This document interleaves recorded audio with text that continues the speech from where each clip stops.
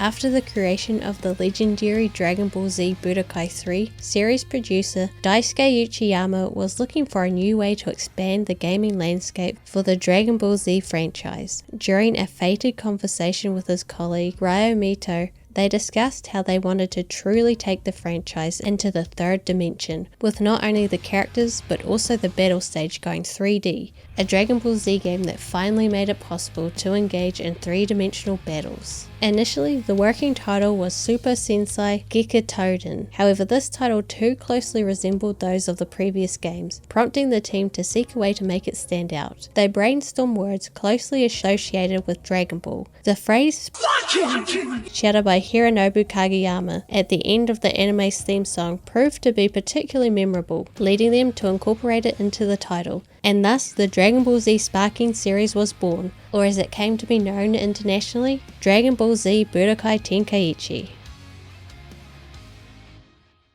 Released in 2005 exclusively for the PlayStation 2, Dragon Ball Z Sparking garnered generally positive reviews upon its debut. Critics and players alike praised its innovative 3D combat system, extensive roster of characters, and faithful representation of the Dragon Ball Z universe. However, revisiting this game many years later reveals that it hasn't aged quite as gracefully as other entries in the series. While the nostalgia factor remains strong for fans, new players may find the controls more cumbersome, the camera issues more apparent, and the overall gameplay less refined compared to newer installments.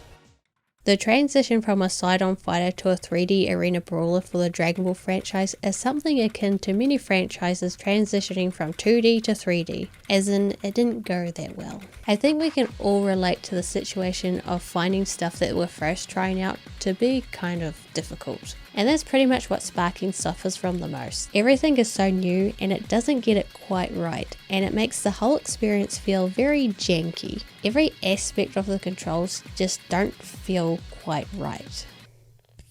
Every action you take is met with a little bit of delay that makes every character feel a bit stiff to control. Dashing suffers the most from this, as the delay to start your dash means you get hit when you shouldn't, or miss your opportunity to advance on your opponent. And then at the other end, the delay in cancelling the dash will make you overshoot where you were headed, which I found to be particularly annoying, as it would often make the camera bug out and lose track of the opponent. There are just a lot of little elements that combine together that really drags down the gameplay. The learning curve for getting a handle on these controls can be quite steep.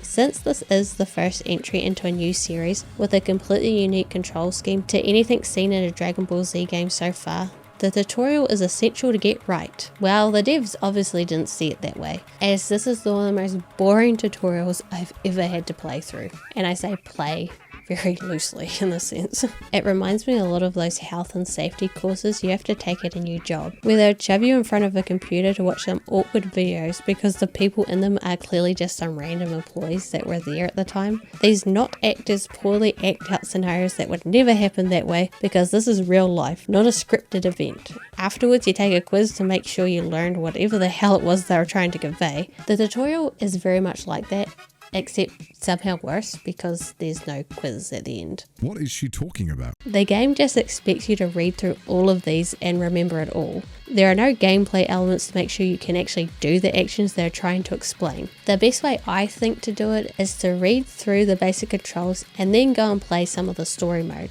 The basics are enough to get you through the first couple of sagas, and then come back and do the more advanced stuff. That way you have more context as to what it is the game is trying to actually teach you. Plus, it is a bloody slog reading through all this in one go. During a fight, when you lock onto an opponent, your movement becomes relative to their position, allowing you to dash directly towards them or strafe around them seamlessly. However, the lock-on function can be somewhat inconsistent. You can lock onto an opponent from quite a distance, but if you attempt to strafe around rather than engage head-on, the lock-on often breaks. This makes it challenging to maintain focus on your opponent when trying to create distance or charging up on them, often causing you to inadvertently face away from them. The combat system offers the ability to ascend ascend, descend, and move in all directions, so you do have a considerable amount of mobility. Melee combat is quite straightforward. Consecutive attacks trigger combos, and you can alter your attacks by changing your directional input while launching them. Powering up your attacks will hit your opponents into the distance, allowing you to pursue them with follow-up attacks. Despite its apparent simplicity, the combat system does have its nuances, with many controls being contextual based on the situation. For instance, blocking functions as a defense against incoming attacks, but timing your movement left or right just as your opponent strikes can result in teleporting out of the way, allowing for a counter-attack.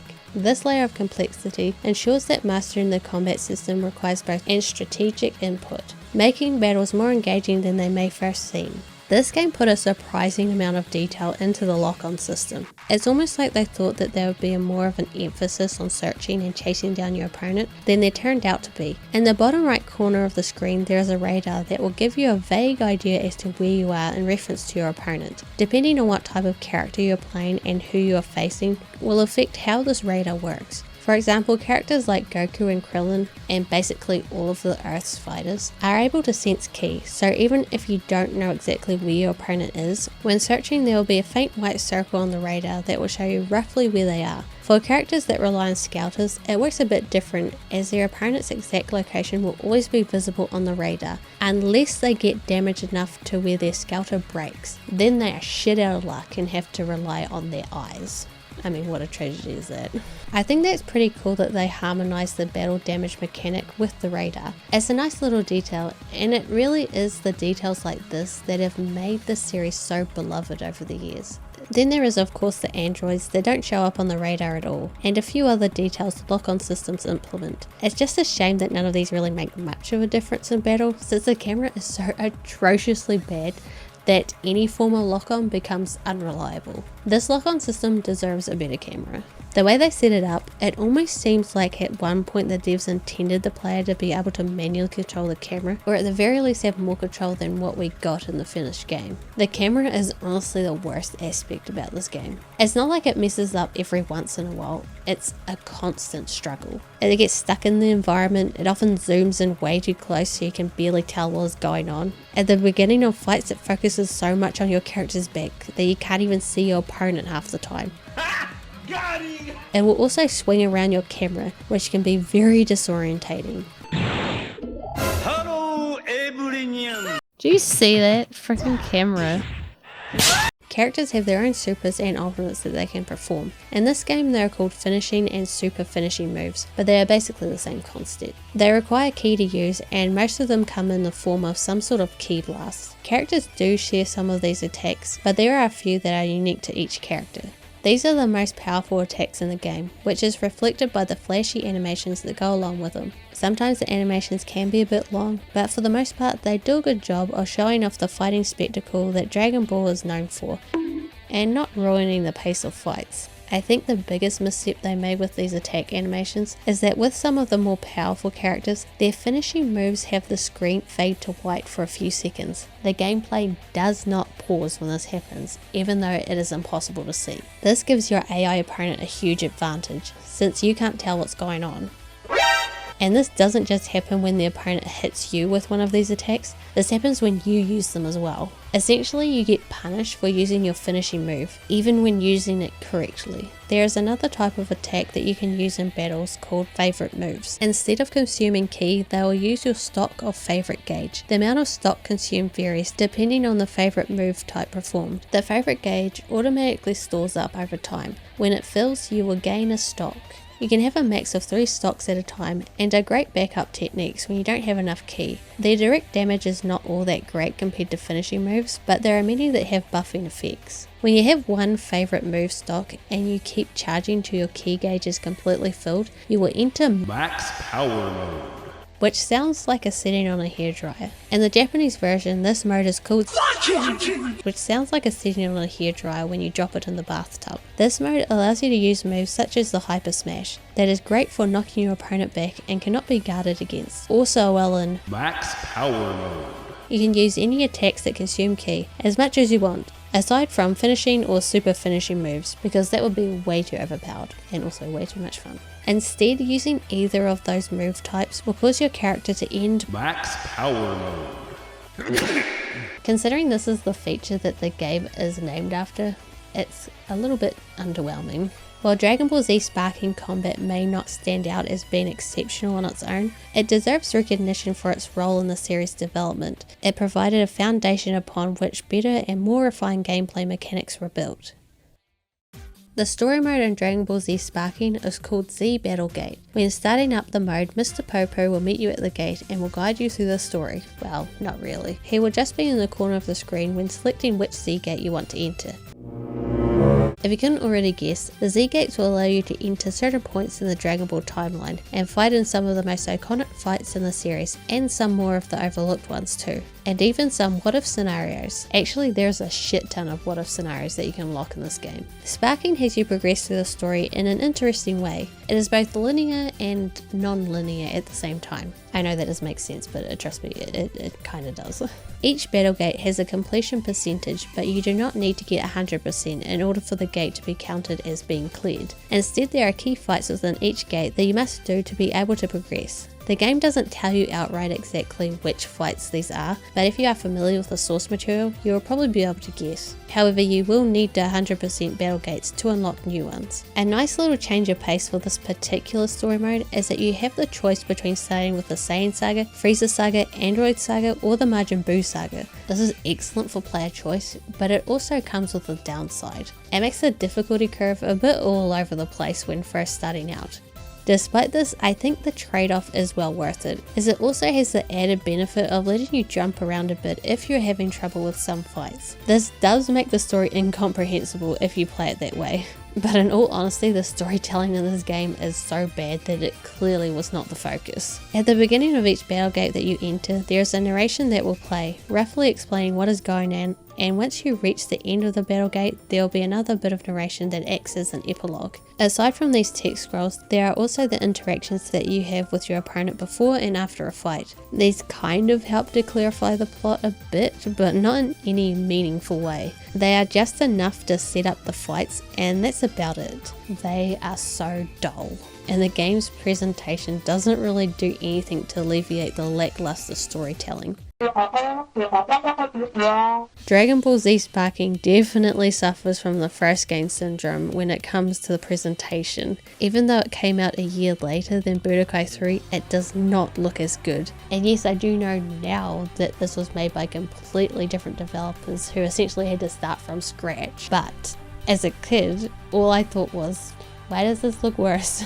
Because as a kid, I worked on the logic of new equals never ever worse. Given the state of modern gaming, I was very mistaken. The most notable thing about the way Sparking looks is how thick the characters look, but not giga thick like in the Xenoverse series where you just want to slap Vegeta in the ass, but thick like a brick. They are blocky. That is what I'm trying to convey. The animations also don't help with this blocky look, as some of the way the characters are posed and move look really stiff and rigid. It's not too noticeable during gameplay, but in the cutscenes they all look like they have sticks stuck up their asses. Some characters come out looking better than others though. I mean, Goku looks fine, but then you look at Nappa and you're like, oh my gosh, just look at it. The car is not perfect. Just look at it. Then there is Frieza, whose legs look weirdly short for his body. They just don't look right. The variety in the cutscene animations are pretty much non-existent. It's almost always just two characters standing in front of each other talking. On occasion, they might have an awkward looking skirmish, but that's about it when it comes to the cutscenes. But at least some of the super and ultimate attacks look really nice. Definitely more effort went into these, which I get, as the fights are the main focus of the game, because the story definitely isn't, that's for sure. Some of the fight's objectives will be just to survive until the timer runs out. I think this is an excellent way to represent battles in the series that a character didn't win without doing that annoying thing where you win in the gameplay, but then the game acts like you lost in the cutscene. It's a good compromise. Plus it allows the villains to be more foreboding, which can be a hard thing to do without making the encounter feel unfair or frustrating for the player.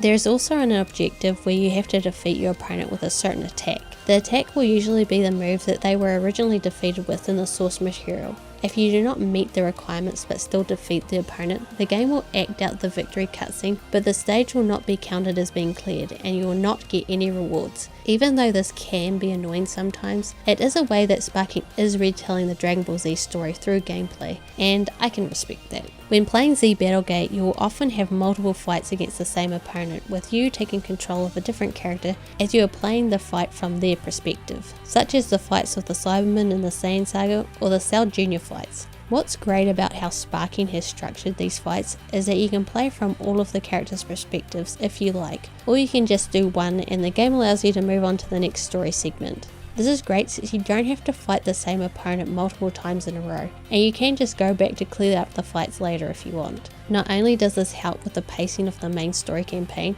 as you can be as thorough or unthorough as you like, but the devs could include more fights, not worrying that it will bog down the game. Any system that gives a player more options as to how they want to play is almost always a good thing, and honestly in the past I didn't give this game the credit it truly deserves when it came to this aspect. Now a bit of this was probably just coming from me bashing on the game, but I also think some of this had to do with the way the story menu is laid out. It is a bit messy, sometimes it isn't clear as to what fights are unlocked, and it is also really easy to miss fights without realizing it. Like I was saying before, you do not need to 100% a Battlegate before you are able to move on to the next one, and a lot of the time you will not even be able to do so on your first time through. For example, in the very first Battlegate, it will take you through the Saiyan Saga, but it will stop after Goku's first fight with Vegeta. A bit of narration will play after the fight, hinting that there is more to the Battlegate. When re-entering the gate, there will be more fights unlocked, and then you will be able to 100% the Z Battlegate. Honestly, the structure is unnecessarily convoluted, but the game does make it really easy to tell when you have missed something, thanks to the achievement percentage displayed on each of the Battlegates. Fully completing Battlegates will unlock new ones, such as ones that cover the GT anime and a couple that follow the films. But the ones that I think are the most interesting are the Battlegates that cover what-if scenarios. The Revenge of the Saiyans Battlegate is a Saiyan revolt against Frieza. You get to play as multiple different Saiyans such as Bardock and Vegeta as they fight to overthrow Frieza and his army. Another really cool one is the Plan to Conquer Earth, and this one some of the most powerful villains from the series have temporarily teamed up to take out the Z Fighters. For this one you get to play as the villains. There are other what-if scenarios, but these ones are probably my favourite. After 100%ing all the Battlegates, you might still have one gate that hasn't been unlocked. This is the True World Tournament Battlegate, and can only be unlocked by wishing for it from Shenron. The Dragon Balls can be found in certain stages. As a kid, I had no idea how to find these things, as the game doesn't really explain it. While most characters are unlocked as you progress through the Z Battlegate, there are a few that you have to wish for, meaning you will have to collect 7 Dragon Balls multiple times if you want all of the characters. When Dragon Ball Z Sparking was released all the way back in 2005, it had the largest character roster in any Dragon Ball game. Of course this was trumped by Sparking Neo, and then even that was surpassed by Sparking Meteor, and it still holds that title, at least until Sparking Zero comes out. Date this video. On the surface, 90 characters seems like a lot, but as many of you already know, character transformations are counted as separate characters, and when you take away the transformations, you're left with 49 unique characters, which is still a lot of characters. For this first entry in the series, many of the characters do feel very similar to play, but there are notable differences between them, especially between the different character types. The most obvious one is the giant ape. Aside from just being massive, they cannot be grabbed or thrown and do not flinch when hit by regular sized characters. I actually think that the Sparking series has the best incarnation of the great ape fights. Yeah, they are very similar to fighting regular characters, but when compared to the lumbering apes in the Xenoverse games and the just atrocious great ape baby fight and final bout, Sparking fights are actually pretty decent. There are large characters like Broly or Trunks on steroids that do not flinch from regular characters' melee attacks, with the trade-off of being that they are a bit slower. Androids also have their own category of character, as they don't show up on the radar and their ki automatically replenishes. And then there is Majin Buu, who is kind of his own thing, with him being able to gradually recover health. Then there is Hercule, or Mr. Satan, who is so weak that none of the characters will flinch when they are hit by him. He can't even flinch when fighting against himself. Yet another example of the Sparking series going the extra mile and adding in little details for the fans. Another quirk to this game that you're probably aware of is the inability for characters to transform during battle. This is a bit of an odd choice and does make the battles feel way more limited than what had become standard to Dragon Ball games, even in 2005. It really does feel like this was a technical limitation that the devs ran into, rather than a creative choice. I have no evidence to back this up, but given how the sequels play, it seems like this is the case. You can still use techniques like the Kaioken, which kind of debunks the theory of pure technical limitations, as this technique does alter Goku's appearance and stats temporarily. However, it's important to note that the Kaioken does not change Goku's moveset or overall fighting style, unlike full transformations such as turning Super Saiyan, which would require more complex reconfiguration of the character's abilities, animation, and possibly other underlying mechanics. Again, this is just speculation on my part. One of the ways the game tries to make each character and transformation feel more distinct from one another is through the Z evolution, this game's customization system. Aside from each fighter having varying base stats, you are able to differentiate them further by equipping them with Z items. Each character has a max of 7 slots for these items, which will have varying effects on their stats. Because of the limited slots, it is impossible to max out all of a character's stats, and also with the way the system is set up, there is a hard limit as to how much you can increase an individual stat. While Z items effects do stack, it is pointless to equip Goku with plus 10 attack, since his max attack is 7. Not all characters will have all 7 slots available to customize, but luckily there is a Z item for that. The Z item equipment slot plus 1. But when you equip it, it takes up an equipment slot, so it essentially does nothing. There are also support type Z items that have more specific buffs to a character, such as increased lock-on range and stuff like that. These Z items are a bit more restrictive as not all characters can equip them. Now, how exactly do you get your hands on these Z items? Most of them are obtained through playing Z Battle Gate. Winning a battle will always get you something. While there are some items that are guaranteed for beating a certain stage, there is some RNG that you'll have to deal with, but honestly it isn't that bad. There are a few that can only be obtained in the Ultimate Battle mode, which is this game's version of a survival mode, but there are some Z items that can only be obtained through Z Fusion. You're able to fuse Z items together to make stronger versions of them. For example, you can fuse 2 plus 3 attack to make a plus 6. Not all Z items can be fused, and they must be of the same value, like you can't fuse a plus 1 health with a plus 2 to get a plus 3. You will just have to get that particular item to drop from a Battle Gate fight. This system actually makes the equipment slot plus 1 Z item make way more sense. The fusion system is also the only way you can lock some of the characters, like fusing Super Saiyan 4 Goku with a Super Saiyan Vegeta to unlock Super Saiyan 4 Gogeta. The game doesn't tell you what items you need to fuse, but if you're a fan of the series, you'll probably be able to figure them out on your own. Or, just look it up, which I definitely didn't do. I'm a real gamer. When I first played Dragon Ball Z Sparking as a kid, I remember thinking that the game was just plain bad. However, looking back now, I realise it was a crucial step in the evolution of the series. Every great franchise has to start somewhere, and Sparking was the foundational game for the now revered Dragon Ball Sparking series. Considering the challenges and limitations of the time, it wasn't bad for a first attempt. While it may not be an extraordinary game by today's standards, it laid a solid groundwork for the games that followed. Playing Sparking today offers a nostalgic glimpse into the past and made me appreciate how far the series has come. It's fascinating to see the initial concepts and ideas that would later be perfected and expanded in the sequels. Although I would never recommend this game over its successors, it's still a worthwhile play, especially for those interested in seeing the roots of this beloved series.